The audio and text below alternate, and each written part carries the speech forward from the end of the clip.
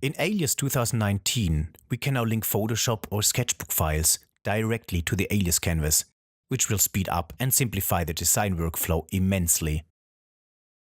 When loading the image into a canvas, you can edit the same file using Photoshop or Sketchbook, for example, and make changes there. After the changes are done, save the file. When switching now back to Alias, Alias recognizes that the file has been changed and needs an update. This is indicated by a red icon on the image that has changed. Now you just need to click on that icon and the image is updated accordingly. With this live link, you can be confident that the sketch inside Alias is always up to date.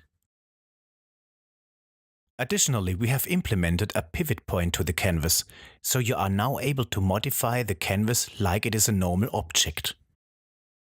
Thanks for watching the video.